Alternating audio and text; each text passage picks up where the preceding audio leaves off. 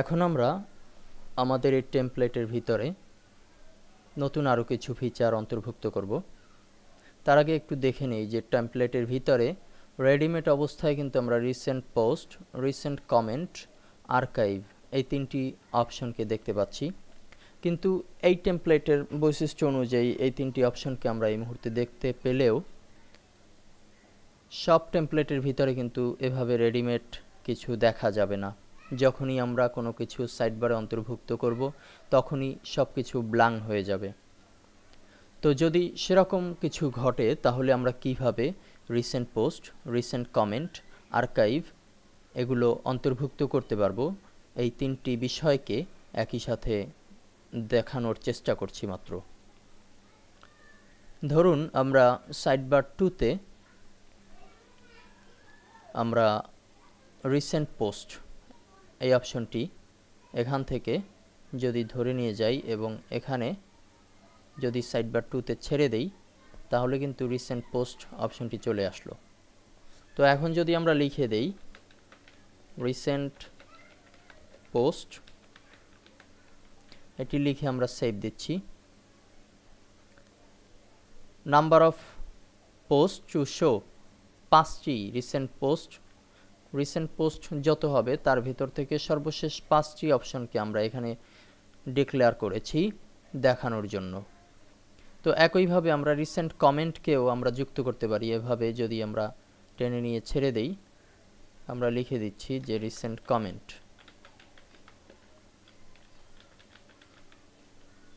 এখানেও 5টি ডিক্লেয়ার করা হয়েছে। এখানে আমরা চাইলে 10টি কিংবা 15টি আমার ইচ্ছে মতো দিতে পারি। তো আমরা 5টিই রাখছি ডিফল্ট অবস্থায় এবং আমরা সেভ অপশনে ক্লিক করছি। এখন আরও একটি বিষয় আমরা অন্তর্ভুক্ত করব, সেটি হচ্ছে আমাদের টেমপ্লেটের ভিতরে দেখেছিলাম আর্কাইভ, অর্থাৎ যেখানে আমরা আমাদের মাসের ভিত্তিতে আর্কাইভকে আমরা যদি টেনে আমরা সাইডবার 1-এ দিচ্ছি আর্কাইভ, আপনি সাইডবার 1, 2 যেখানে খুশি দিতে পারেন। তো মাসের ভিত্তিতে যদি আর্কাইভ প্রদর্শিত হয় সেটিও খুব ভালো একটি সুবিধা হবে। তো সেজন্য আমরা এখানে আর্কাইভ লিখে দিতে পারি, ARCHIVES আর্কাইভস। এখানে আমরা টিক দিতে পারি, না দিলেও সমস্যা নেই। Show post counts display as a drop down, নিচে নিচে ডিসপ্লে করবে এভাবে। তো এটা আমরা দেই বা না দিই এর একটি প্রতিক্রিয়া আমরা দেখতে পাবো। তো আমরা এভাবেই সেভ দিচ্ছি। আমরা 3টি বিষয়কে অন্তর্ভুক্ত করলাম, সাইডবার 1-এ আর্কাইভ এবং সাইডবার 2-তে রিসেন্ট কমেন্ট, রিসেন্ট পোস্ট এই বিষয়গুলো অন্তর্ভুক্ত করেছি। তো এখন যদি আমরা আমাদের এই টেমপ্লেটে একটু রিলোড দেই তাহলে যে বিষয়টি দেখতে পাবো, এখানে আমরা আর্কাইভকে দেখতে পাচ্ছি জুলাই, জুন, অর্থাৎ 2 মাস ধরে যেহেতু এই সাইট নিয়ে কাজ করছি তো সেজন্য এখানে 2 মাসের আর্কাইভ দেখানো হচ্ছে, জুলাই, জুন, এবং বর্তমান রানিং মাস হচ্ছে সেপ্টেম্বর। দুঃখিত,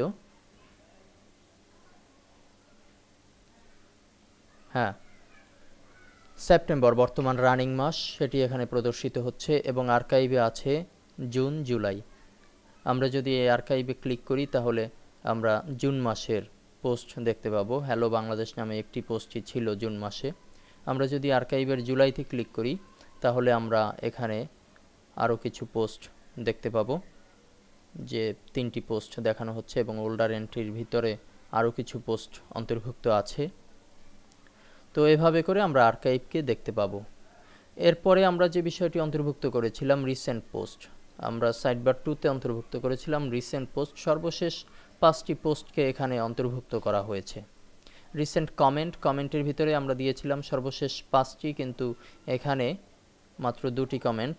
যেহেতু আমাদের এখানে কেউ এখন পর্যন্ত কমেন্ট করেনি সেহেতু মাত্র 2টি কমেন্টকে প্রদর্শন করানো হচ্ছে।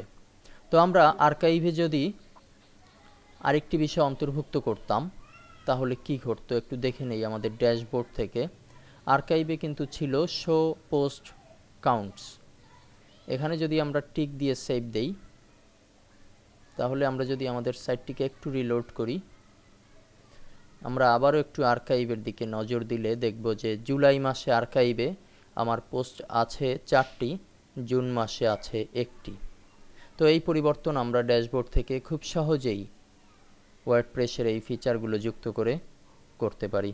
সামনে আমরা দেখব যে কিভাবে সাইডবারের এই অন্তর্ভুক্ত বিষয়সমূহকে ডিলিট করা যেতে পারে এই সংক্রান্ত টপিকস। ধন্যবাদ।